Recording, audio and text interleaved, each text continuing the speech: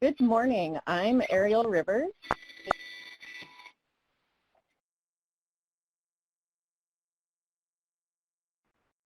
And I will facilitate the conference is now being recorded.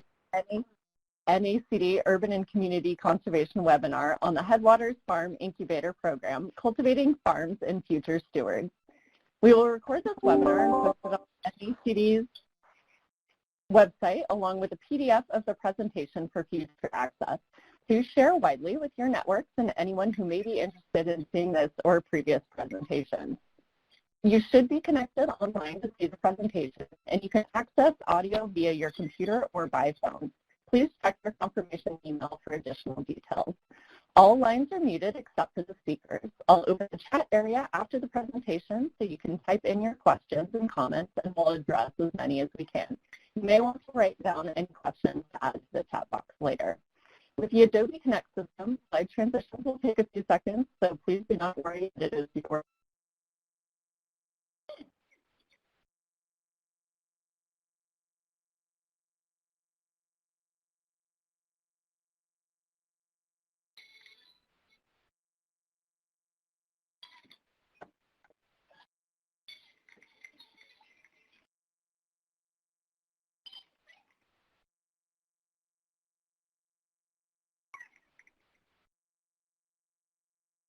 Ariel, can you guys hear me? Hello? Yes, I can hear you now. Okay, apparently we lost Ariel somewhere along the way. Okay, and so I welcome all of you. This is Ron Rohal. I'm the chair of the Urban and Community RPG group. I don't know if Ariel said that to you guys or not earlier. I kind of can't hear her. So, I welcome all of you to the monthly Urban and Community Resource Conservation webinars offered by the National Association of Conservation Districts through the Solstice sponsor, through the support of our sole sponsor, the Scotch Miracle-Gro Company. These sessions are designed by NACD's Urban and Community Resource Policy Group, a subcommittee of district officials and partners charged with guiding the association's services and support for districts' work in developed and developing areas. Our goal through these webinars is to help districts share what they are doing nationwide and enable them to learn from each other and various agencies and organizations. And we appreciate the support of the Scotch Miracle-Gro Foundation for making them possible. I invite you to let us know what you think about each webinar and what other topics you would like us to cover by contacting NACD staff or Ariel Rivers. And please, for NACD leadership, what type of assistance you would like from your National Association for your urban and community conservation work. And now I'll hand this over to Ariel if she is on the line.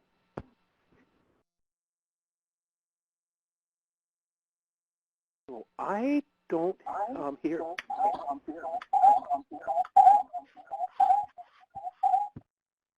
Rowan, can you hear Ariel? I cannot. Okay. Hey, well, Rowan, I wish I had your the introduction for you, but I don't. So I'm going to just say you go ahead and start your presentation if you can, and just introduce yourself. Yeah, absolutely. Okay, so yeah, my name is Rowan Steele, and I manage the Headwaters Incubator Program for the East Multnomah Soil and Water Conservation District. It is a pleasure to be speaking with fellow colleagues in the world of conservation and other organizations who are interested in supporting the development of farmers. I'm going to jump right in. I'm hearing some background noise. I don't know if that's Ron or somewhere else, but I will let you know I'm working from home here in Oregon, and I've got my 7-year-old working remotely as well, not too far away. So speaking of background noise, it probably wouldn't be all that surprising if we heard her at some point. But I'm going to figure that everybody here is quite familiar with the world we're living in and able to navigate those types of little inconveniences. So my hope today is to give you 2 presentations for the price of 1. So I want to start out and I want to talk to you about the what and the why and how a farm incubator program works. And then maybe we'll have some time to get into kind of the nuts and bolts of how that program functions, so I'll probably keep it fairly topical there. But then I want to pivot and talk to you about the conservation work that we're doing on site at Headwaters Farm, and we'll wrap up with questions. So I think you'll be able to ask those questions at the end, so if you'll just jot them down as you go, we will we'll make sure to save some time to get to those. All right, so moving forward, just so you have a little bit of a frame of reference, so the East Multnomah Soil and Water Conservation District operates in the greater Portland area, and so we have a good chunk of urban area as well as some rural areas as well as some national forest land that we operate in. And because of that, we have a pretty diverse set of programs both for our urban and rural constituents, and then we also run a small grant program, a small land trust, and then a small farm incubator program. And I should mention that we are lucky enough to operate with a tax base, which funds all of these operations.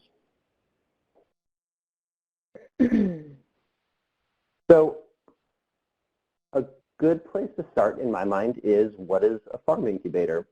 And there is an organization called the National Incubator Training Initiative, or NIFTY for short, and they're out of Tufts University. And a few years back, they helped lead a process to define this, and so it currently stands as a land-based multi-grower project that provides training and technical assistance to aspiring and beginning farmers. And I think we're seeing some changes in what we think of as farm incubator programs. So I think this definition's a fluid one and will be shifting over time, but I think the key elements are that there is a physical piece of land. There's often going to be multiple users of that land, but the training and technical assistance, I think, varies from project to project depending on the barriers in those areas to farming entry, as well as the farmers that those programs are trying to serve. But the bottom line is that these programs are attempting to launch independent farm businesses. This data is starting to get a little bit old, but back in 2016, there were a distribution of incubator programs, as you see on this map. I'm hoping that some of the folks on the line today or listening to this presentation are coming from areas that aren't well represented by farmer development services, and can help fill in some of those gaps. But there's roughly about 100 operating incubator programs in the country. I would venture to guess that about half of them are catering to immigrants and refugees, and that the other half are catering more towards American-born populations. There are a handful of programs across the country that serve both communities, but I think those are few and far between because the needs of those groups can vary so widely.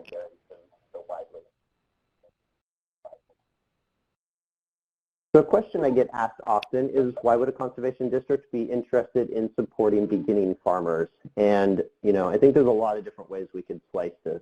The first of which is, and most of you know this if you are from a conservation district, CDs sprang up as a result of the Dust Bowl and those programs and policies that led to that natural resource debacle. So conservation districts have always worked with farmers, so that's just a natural nexus. But if we look a little bit closer, we know that farmers have a really big footprint on natural resources, and that can be a profoundly positive impact. Ariel, is that possibly your background noise by chance, or I'm hearing a lot of sounds in the background? Okay, that's her. So farmers have a really big impact on natural resources, and that can be profoundly positive, or that can be a pretty negative impact depending on the practices that farmer is using.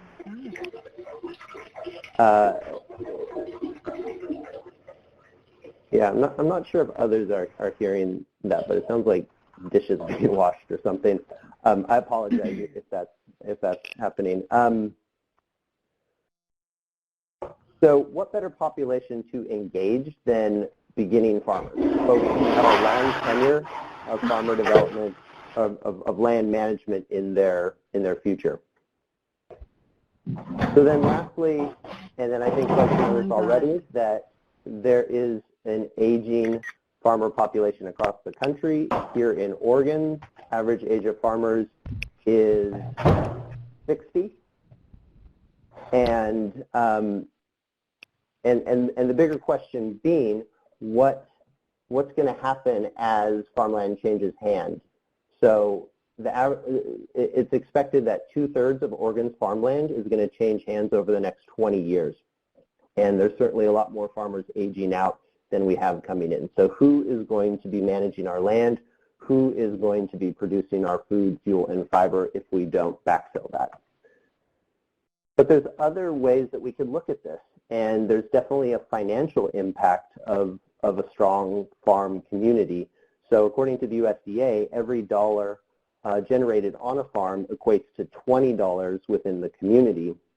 And then according to the Small Business Development Center, every on-farm job equates to 3 off-farm jobs. So whether that's, the tire repair person or a tractor mechanic or a farmer's market manager, each farm is generating jobs within the community. And if we lose farmers and we lose farms, we're hurting our economy.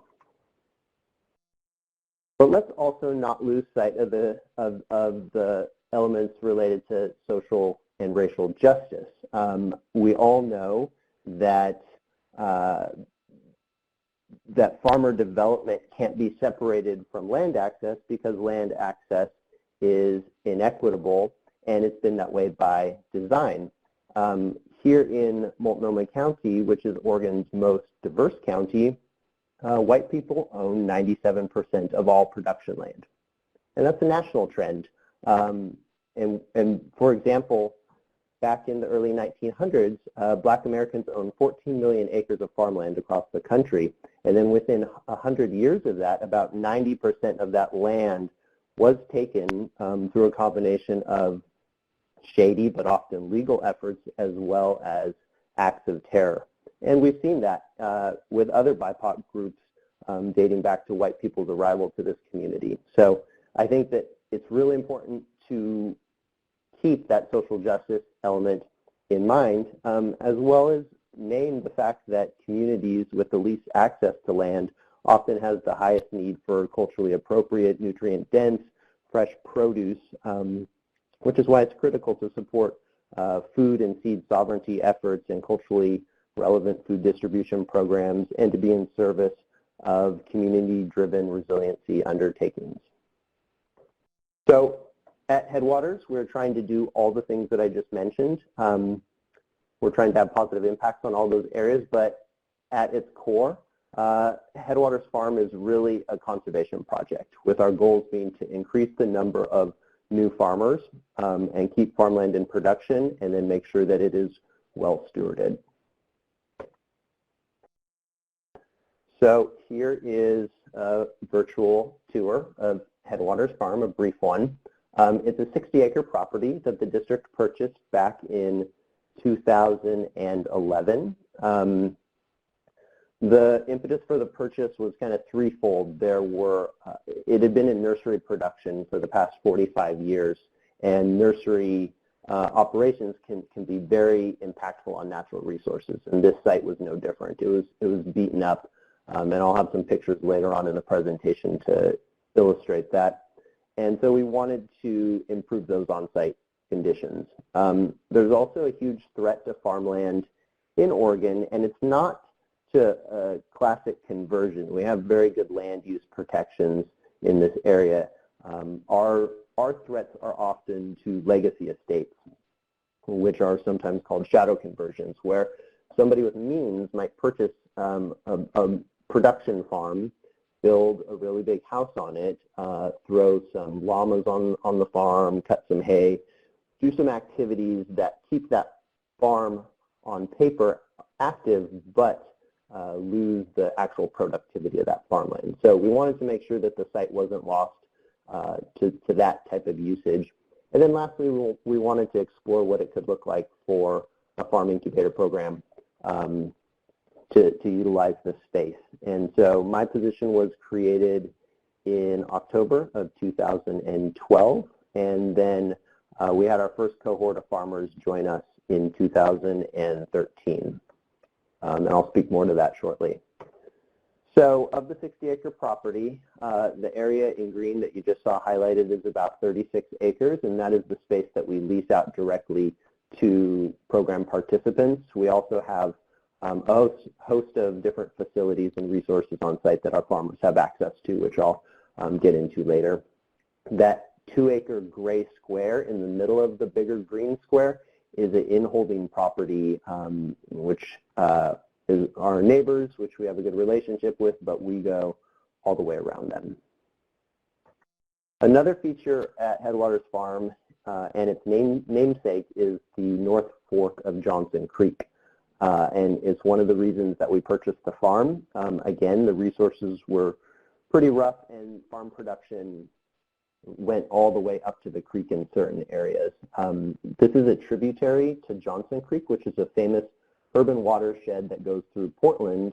It's salmon bearing, and we feel that this was a huge opportunity to make some improvements to the watershed's health. So what we did when we first showed up on site is we put a riparian buffer back in place around the creek, removing the invasive species and planting natives. And now, almost 9 years into the onset of that, we're seeing quite a bit of wildlife coming back. We're seeing a healthy succession process as those trees fill in. We also have a couple other parcels. The upper left is 3 acres. We'll have a farmer dry farming that. So neither of these are on the main irrigation system, so we've kind of used them a little bit differently to date. But we will be leasing out the upper left to a farmer this year, and then on the right we'll have somebody starting a business with native plants. So they'll be propagating starts and other live stakes for restoration projects, as well as urban restoration of people's yards. So the program works in 4 ways, or it's designed to work in 4 ways, I should say. So we're looking to lower the barriers that are existing for farmers in our region, the first of which is access to capital, the second is access to farm trainings, the third of which is access to farm networks, and the last one is access to farm networks. So capital is the big one, and we all know that farming is expensive. So when I say access to capital, what I'm saying is access to farm land, access to farm infrastructure, access to farm resources, all the things that cost a lot of money. So the way that we do this is we rent these items to people. So we have farmland, we can make it available to them at an affordable rate. We have tractors, we have walk-behind tractors, we have a host of implements. We have quite a few resources that our farmers utilize to run their business. Ariel, is there a way to mute everybody else? Because I'm hearing talking in the background again, and that's not my kiddo. Thank you. And so we make these things affordable. And so, for example, farmland we lease out at $750 an acre a year. But the first year that somebody's in the incubator program, we're only going to charge them 20% of the land that they rent. So if they're renting an acre, they're going to pay $150 for that land for the entire year, and it will be broken into 4 quarterly payments. So super affordable, eases them in. The next year they'd pay 40%, then 60%, then 80. I'm sorry, then 80% in the 4th year, and in the final year that they can be in the program, the 5th year, they pay the full market value. Everything else that they rent is, I think of it as a choose-your-own farming adventure. So if you need a tractor, you rent that by the hour. If you need 3 tables in the propagation house, you rent those 3 tables. And again, none of it's designed to be, it's designed to be affordable and accessible. So we're looking to recoup some costs and cover some of our management needs, as well as make sure that folks have skin in the game. But at the end of the day, we're subsidizing this operation pretty heavily.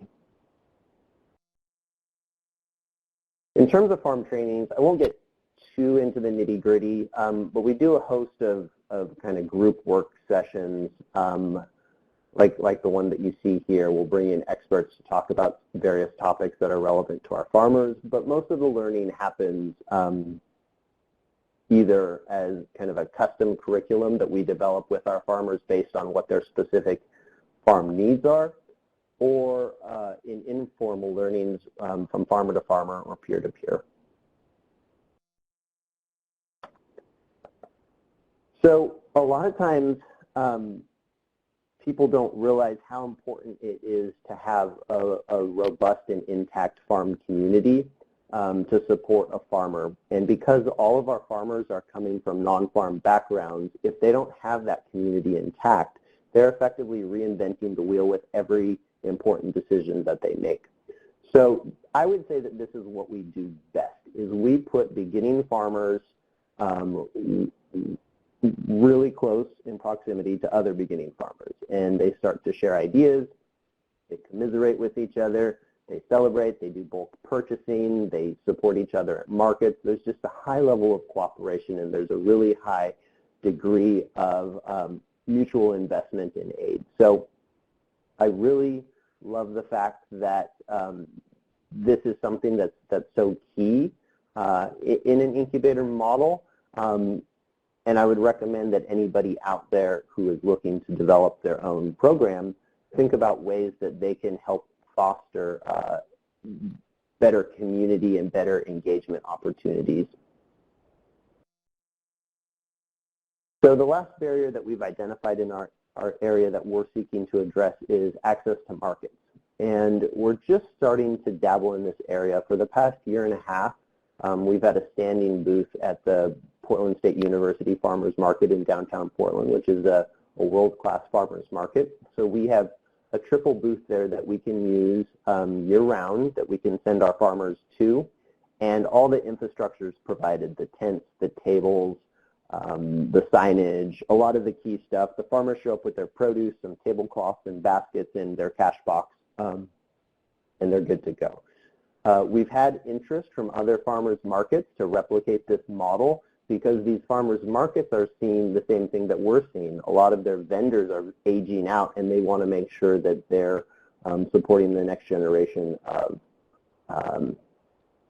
farmers market sellers. So I think that that's the easiest way for us that we've been able to foster additional market growth or market access for our farmers.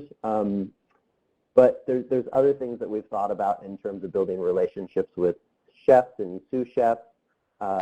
That's kind of been backburnered because we don't have our restaurants open right now. And we've had relationships and talks with large buyers. There are incubator programs across the country that do a lot more on the aggregation front, whether that's like a CSA aggregation from the various farmers, or whether that's sales to hospitals or other large buyers. That's not an avenue that we've pursued at this point, so we really do encourage our farmers to develop their own markets, and we'll give them feedback on where we think those opportunities are or what's a good fit for their production model. But at the end of the day, they're the ones who are securing their sales outlets. All right, so who we work with. What makes our program different than a lot of other programs, even in our region, is that we're looking for experienced growers, people who ideally have 3 years of farming under their belt with at least one of those seasons in a management role, whether they're managing farm systems like cultivation or propagation, or whether they're managing farm crews. It doesn't really matter. Those are the skills, though, that extrapolate into being able to run a business. Can you compartmentalize the different components of the operation, make sure that they're happening on a schedule, work from a plan that you've created? Yeah, all farm aspects kind of go back to those skills.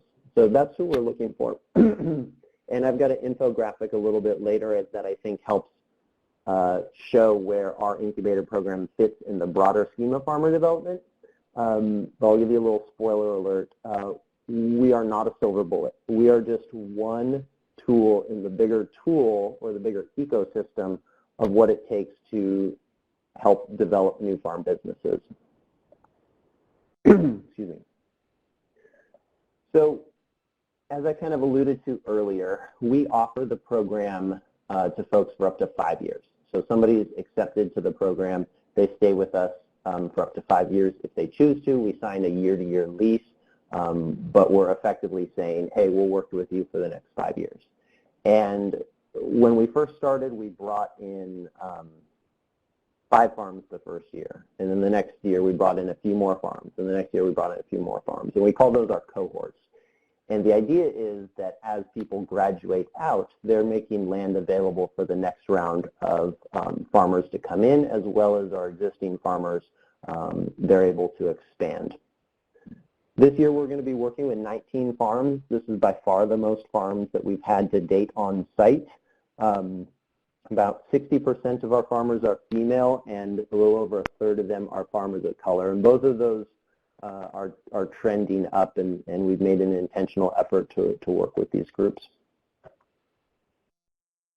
All right, so who have we worked with to date? So including the 19 farms that we have this year, we've worked with 37 farms total, and that equates to 52 farmers. So not all the farms are just sole proprietorships or single members. They are sometimes partnerships. So that's why that number is higher than the number of farms. In addition to the 19 farms that we have now, we've had 16 graduates to date, and 12 of those 16 are still farming, half of them within our district, and then 11 of the 12 are at least serving our district. So, their sales are within our district, or they're sourcing materials within our district. For lack of a better word, we've had 4 dropouts. I think that dropouts is kind of a harsh term. The people who have not continued to farm afterwards are still making very good food choices, I'm sure, with their dollar. They're still involved in food in some cases, but they're not actively producing. And I should mention, a graduate is anybody for us who enters the program, farms with us for at least a year, and then leaves to continue farming on their own. So you don't have to be with us for 5 years to be a graduate. You just have access to these resources for that duration. But really, if we can move people through in 2 or 3 years, that's great. We're making these resources, we're cycling these resources faster and making them available to others. So getting into some of the nitty-gritty of how the program works, we accept applications in October every year for our new cohort farmers. And after the month is up, we take those applications and we bring them to a review committee that uses a scorecard that we've created to weight the candidates. Then we bring that review committee together for a meeting, and we hash out who we think is the best fit, who has the highest need, and who is in the strongest position to successfully launch a farm business. This year we received 17 applications, and we brought on 4 new farms. And that is a larger applicant pool than usual. We typically shoot to get 10 applications. We brought in as few as 2 farms in a year and as many as 6 in a year. A lot of expectation setting is done through a document that we call the Farmer's Manual. So people applying to the program have a very clear idea of how much it's going to cost them, what we expect of them, and what they should expect of us. So I would encourage anybody who's looking to launch a program to really focus a lot on what they think is the information that's going to need, that the farmers are going to need, and make that very clear. And then at the end of the day, all of our farmers sign the Farmer's Manual, so it's effectively our working contract. We also sign a lease, but that's a lot more legalese, where the Farmer's Manual is intended to be more accessible and be something that folks can reference as they have questions. And that's something that we make publicly available on our website, and I can send out if people are interested. We run this program primarily with just 3 staff members, 2.3 FTE to be exact. Myself as the program manager full-time, our facilities manager half-time, I said the district facilities manager half-time, and then we have an operations assistant, which is a position that we created back in 2017, and their role is to be effectively the farmer on the ground at this point, somebody who can operate machinery, who can fix things, who can do some troubleshooting or educating. They wear a lot of hats. Initially, that position was part-time seasonal, and as budget has allowed and as we've been able to, we've increased that now to 0.8 FTE, and I'm hoping that in the upcoming fiscal we can make that a full-time year-round position. Budget's a big topic. I just wanted to kind of paint the overall picture and not get too far into the specifics, but we purchased the property back in 2011 for $1.3 million. Including the property, and this is more of a back-of-the-napkin calculation than anything, we're probably $4 million into the overall project, and again, including the purchase of it. And that includes annual operating costs, that includes staff, and it also includes developing the site. When we first got it, it was pretty much a bare farm with a irrigation well. So we put in access roads and a barn and an equipment shed and propagation houses and high tunnels and a carrying shed. We put in a lot of the resources that are needed because when you have 19 farms on site or even 5, there's going to be a lot of specific needs both in terms of how the infrastructure functions, the amount of infrastructure on site, and how you design it. So that's a rabbit hole for another time. Our annual operating budget's probably around $300,000, and so we are generating 10 to 20% of that back through our rental fees to our farmers. And then there's challenges. I definitely don't want to gloss over the fact that there's a lot of moving pieces and that there's always going to be some difficulties with management of the site or management of community dynamics. I think a couple of challenges that I'll just call out is, one, staff capacity. There's never enough of us to do the things that we want to do. So we've had to be really intentional about, one, creating clear roles and responsibilities among staff, as well as just trying to be realistic with what we can actually accomplish year to year, but then kind of growing our systems and growing the farm in ways that that work within existing staff capacities. Another challenge is that demand for our resources and our services is far outpacing the supply of space that we have, the supply of staff capacity, the supply of resources that we have available. So yeah, finding where that threshold is, where we can maximize our services and what we're actually accomplishing without spreading anybody too thin, our farmers, our resources, our staff, and that's a moving target for sure from year to year. Third challenge that I think is worth calling out is I mentioned before that a lot of programs either cater to American-born populations or to immigrants and refugees. We mostly have American-born farmers, but we do have and have worked with a number of immigrants and refugees, and the service gaps between the two are pretty starkly different, and often the goals are different as well. Our American-born farmers have those, what I consider kind of traditional barriers to beginning farmers, the access to capital, the access to farm education, the access to farm networks and markets. our immigrants and refugee farmers have those as well, but they also might have literacy challenges. They might have computer literacy gaps. They might have a different understanding of American consumers. So there's a lot of other pieces that we're trying to support them with as they journey into farm business development, and we've had to contract with a variety of individuals and groups to try and fill in those gaps because in a lot of cases they're culturally relevant and we don't have that expertise on staff, as well as just the added hand-holding that's needed.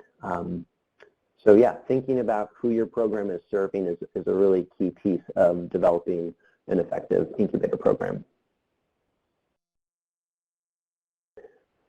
So I usually take questions here, but because we can't do that in this format, I'm going to pivot and I'm going to talk to you a little bit more about the farm and the work that we're doing to improve natural resources on site.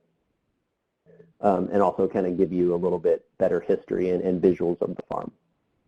So this past year, we were able to secure a grant through our local utility as well as the Energy Trust of Oregon, and they helped pay for the solar systems that you're seeing on the two roofs here, the barn in the front, in the foreground, and then our equipment shed in the background. Those panels are generating around 70 kilowatts a year, it's a 70 kilowatt system, and it's generating enough electricity to run our entire farm's electrical needs. So that includes a caretaker house, that includes all of our facilities with a couple of walk-in coolers and propagation space, as well as our irrigation well, which is a pretty big energy hog during the season. So that's really exciting. It's also encouraged us to purchase an electric UTV, and I'm going to be seeking some grant money to purchase an electric tractor in the coming year or two. We've done a ton across the farm in way of stormwater management as we've added impervious surfaces, roofs and roadways and so forth, grass waterways, bioswales, ditches, infiltration ditches, this catch basin here. Yeah, our farm has a very elaborate water management plan, and this is just a small piece of it that you're seeing. Fish passage is something that we weren't initially thinking about when we moved onto the property. We had three creek crossings, 3 roadways going across the North Fork of the Johnson Creek, and all of which had undersized culverts. And we had, I think it was 2014, we had about a foot of water going over all of them, and all of which were proving to be barriers to salmonids. So we went through the process of permitting and then replacing all 3 of those undersized crossings, one of which we put this flat bottom culvert in.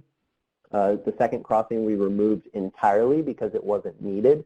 And the third one we put a bridge in. And that gave us a look at 3 different ways to improve fish passage. And in doing so, we also leveraged 4 improvement projects downstream, which were also impediments that were owned by other public entities.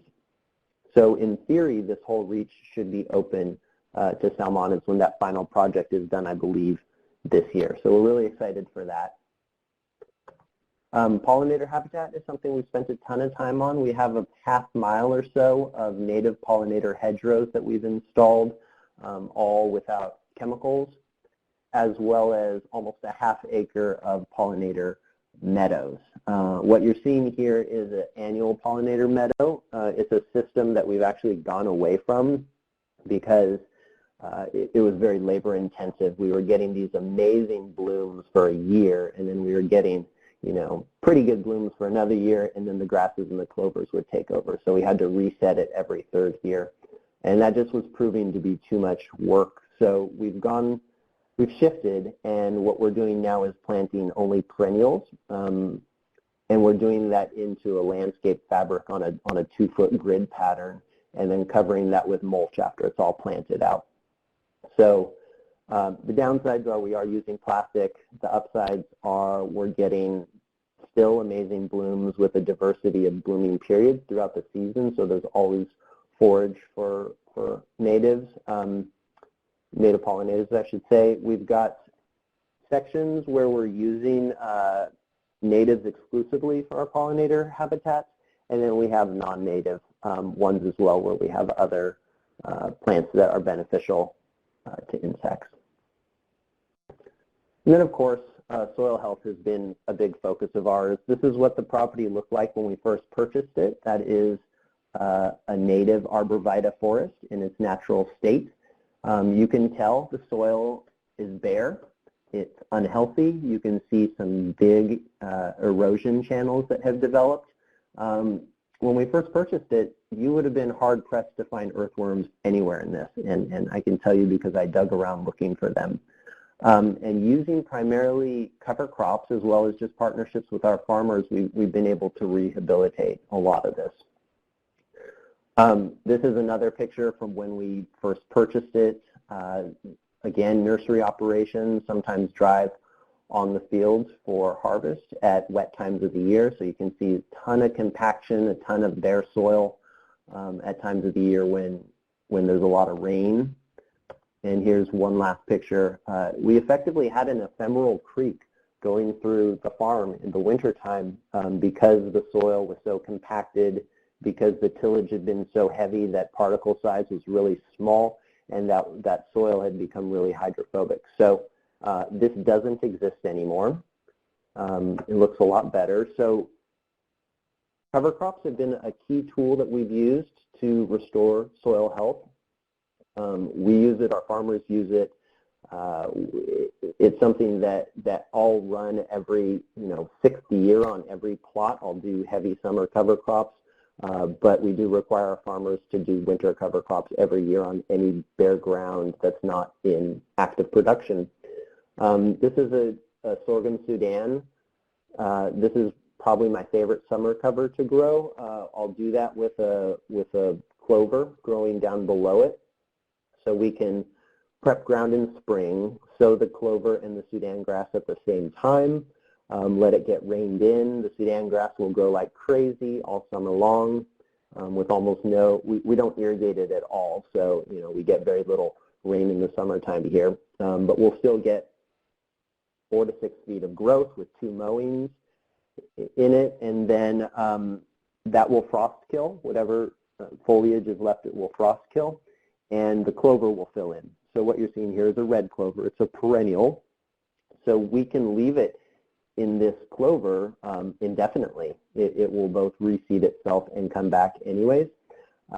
So we're getting nitrogen fixation, we're getting a ton of organic matter, we're getting weed suppression, we're getting soil protection, and then if we let it bloom, if we let the clover bloom, we're also getting that forage for the bees. And then last year we purchased a compost spreader. So we're using a micro bin system, an aerated micro bin system to generate compost on site. We have a local feed store that brings us feedstocks from their chickens that they sell, their chicks and their ducks and their rabbits. They bring us spent bales of hay or straw. So we get all kinds of things, and then we're generating a lot of veggie waste on site in our wash stations primarily. So we'll compost all of that, and we'll get, some fertility back into the farm through that compost, but we're going to be bringing in compost to really maximize the benefit of our compost spreader. Just kind of a side note here, we had one plot this year that we fallowed, and between the summer cover and light dusting of compost and then just fallowing it for the summer, we saw the organic matter bump 2%, which is a pretty amazing thing for just 6 months out of the year. All right, I'm going to change gears one more time, and I want to tell you a little bit about kind of where we fit into the scheme of things. So, we're in the greater Portland area, and you can't throw a rock without hitting somebody who wants to be a farmer. And, you know, a lot of times these folks probably haven't even stepped on a farm, but, you know, they're committed to farming, and that's great. We need those folks. And fortunately, there's a handful of programs in our area that cater to people who have zero farming experience. So I call that farm intrigue. And some of the folks who will go into those programs, they'll decide, this is pretty great. This is something that I do want to do. And they can then go work for a local farm. We have tons of small farms doing great work across the area. And hopefully they'll get a little bit of management experience there, spend a couple years, decide what they want to do with farming, what they don't want to do with farming. And those are the people that we think make the best candidates for our incubator program. So once they're ready to start a fledgling farm or transition from apprenticeship to stewardship, that's where we come in. They can spend 5 years with us, and by that point, hopefully they'll be an established farm. They'll have established markets. They'll have made some investments in equipment that are appropriate for them, and they will be, you know, they'll have refined production practices, and they'll be able to tap into all the other resources that all the farmers across the country can, whether that's USDA, whether that's Farm Services Agency, whether that's extension services. There's a ton of things out there. You just have to get established to really be able to capitalize on it. So once a farm's established, they tap into those resources. But what's great is now you've created a farm business with a farmer who really appreciates the need for additional farmers. So now they are hiring people who might want to start a farm business someday, or maybe they're the host farm for an apprenticeship program, or they're a tour site for another apprenticeship program. So there's a positive feedback loop there, and we're effectively generating new farm businesses to, again, support new farm businesses. Okay, last thing I want to land on. What you're looking at is Main Stem Farm. This is the property directly south of Headwaters Farm. It's 15 acres, and the district purchased it a couple years ago. There was a farmer on site, again, growing nursery stock. He was in his 80s. I look over the fence line one day and I say, hey, Hank, how you doing? He's got a 40-foot hand line over his head, and he tells me he's getting too old for this. And, you know, I'm laughing in the back of my head, because I'm like, you know, when I'm 80, if I'm even, you know, walking around a farm, I'm going to feel like I'm going to be doing something right. So he's still actively farming, but he wants to see the farm go to a farmer. He doesn't want to see it get developed. It's got a beautiful view of Mount Hood. It's got a site for a house to get built, and he sells it to us.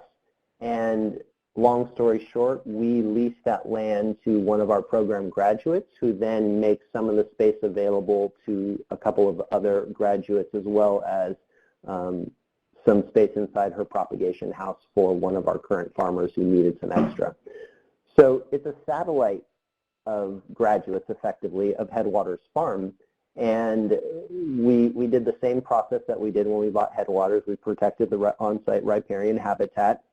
We can use working lands easement and ag management plan to have some control over what types of uses are done on this site for perpetuity. And so we are going into a 15-year lease with that farmer now with a purchase option, and we can use the development potential on that site and either erase it or minimize it to make this land affordable. So what we purchased for, you know, somewhere in the neighborhood of $600,000 with the restriction on that development would be roughly half that cost. So we're making it a lot more affordable. We're improving the conservation value on site and ensuring that stays in perpetuity, and we're ensuring land access to a farmer who's been vetted through our program, who has that community emphasis and is doing really amazing work. So this is what I hope we're able to do all through the district, is protect land and make it accessible to beginning farmers. And yeah, you know, a lot more I could say on that, but I think in the interest of time and making sure that we get an opportunity to get to some questions, I will say thank you for giving me this opportunity, and I'll put the floor open to your questions now. All right, thank you, Rowan, and thank you for both your resiliency and patience in working through our sound issues this morning. So we'll now take questions and comments in the remaining time available. The chat area is now open on the left side of your screen. I'll read each question aloud to capture them in the recording. So first, Rowan, I have a question for you. You mentioned your initial investment in the property and of Headwaters Farm, and overall you probably have about $4 million invested in the program altogether, which is a fairly large investment. Would you be able to speak to some of the funding sources and partnerships that you've used to achieve some of those? Yeah, so we're really fortunate. We have a tax base, so 10 cents of every $1,000 of assessed property value in Multnomah County east of the Willamette River goes to our organization. I think our whole organization operates off of annual operating budget of a little under $5 million. So we have a staff of 23, and we have projects in a ton of different areas. So the incubator program itself constitutes about 10% of that annual operating budget. And I think that, looking at that $4 million figure, it is not cheap. It is not cheap to run a program like this. But I think there's two different ways you could look at it. You could say, gosh, you've worked with 56 farmers and it costs $4 million. Like, that doesn't pencil out. That's one way to look at it. The other way to look at it is to say, we put $4 million into some permanent infrastructure that can continue to generate new farm businesses and put these people out on land where they're making good stewardship decisions, where they're supporting local communities, where they're doing really good work. And I think when you look through it like that and you start to put a price tag at kind of the exponential acreage that's going to be increasingly under the management of new farmers who are stewardship minded, I think $4 million all of a sudden, to me at least, sounds like a steal and something that I think a lot of regions could support for overall improvement of all the factors that I talked about, the financial, the social justice, the conservation, and so forth. Yeah, that's a fantastic way to look at it. We have another question about the finances. When it comes to rent, do you charge tenants separately for water at the farm? Yeah, so initially we weren't charging at all as long as folks were using drip irrigation. We charge $100 somebody's in the year of the program now. So if they're a fifth-year farmer, they're going to get charged $500. But I put a lot of incentives in there for different ways that they could be managing that water and tracking its usage to make sure that they're coming up with the skills that they need to be efficient water users in the future. So for example, if they're using drip irrigation, if they're tracking their water and using irrigation water management and they have an irrigation water management plan, we'll waive that fee. So there's a lot of kind of incentives that we built into the program to make sure folks are both learning the right ways of doing things as well as making investments in things like drip irrigation systems or micro overhead sprinklers. That sounds great. And speaking of incentives as well, have you been able to connect any of your farmers to some of the incentive-based programs through NRCS or other programs that might help subsidize some of their conservation investments themselves? Yeah, absolutely. So we do have farmers on site that utilize NRCS EQUIP program especially. And then obviously our graduates, that's something we work with really closely for tapping them into it. It's not something that we as a district qualify as another public entity, so that's not something we've been able to leverage kind of property-wide, but yeah, our farmers are certainly tapping into that, and as they become more and more independent, especially when they transition off-site, that's one of a handful of resources we're making sure they're well connected with.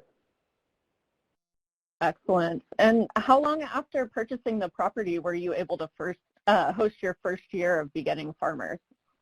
Yeah, it happened really fast. So I was hired in October 2012, and it was just kind of that rough beat-up site with no infrastructure at that point, but there was a lot of pressure on me to get farmers out there. So we brought farmers in the spring of 2013. So 5 months or so after I was hired, I would really recommend that folks operate on a slower timeline.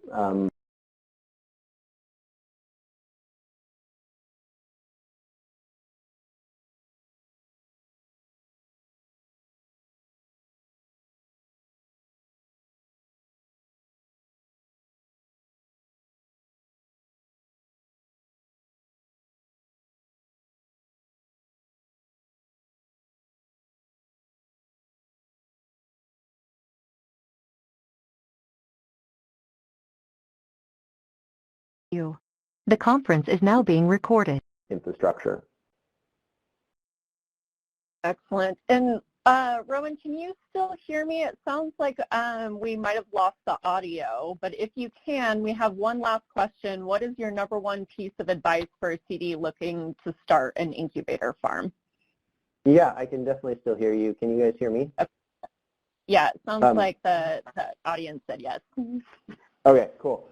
Yeah, number one piece of advice is decide whether this is the right move, first and foremost. I think that there's a lot of ways that we can be supporting farmland access. It can be through supporting farm succession plans of existing farmers. It can be through easements or buy, protect, sell, and farmland protection. It can be through outreach and education. It can be through grants. Like, there's a lot of different roles to play, and going back to that statement that a farm incubator program is very much not the silver bullet. You know, it's not single-handedly going to erase the issues that we have with farmland access and new farmer development. It's a tool in the toolbox, and we need supports both upstream and downstream. So that would be what I'd say first and foremost, because not every conservation district or organization is backed by a tax base or has the resources needed to effectively launch it. The other thing I would say is make sure you know your audience. Like, who are you trying to serve? American-born or immigrant and refugee populations, livestock operations versus veggies, perennial crops. Like, there's a lot of different ways that an incubator program can be structured.